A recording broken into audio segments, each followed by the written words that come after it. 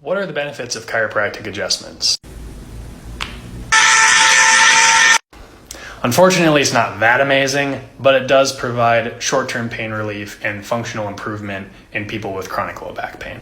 It has a similar effect on neck pain, but it should not be the only treatment for low back pain and neck pain. Exercise and education need to also be a part of patient care. So unfortunately, it's not a magic cure-all that's going to help you go Super Saiyan, but it is a solid treatment option if you're struggling with neck pain, back pain, or any other kind of joint, musculoskeletal related pain. But make sure it is not your primary treatment. Make sure you're also exercising.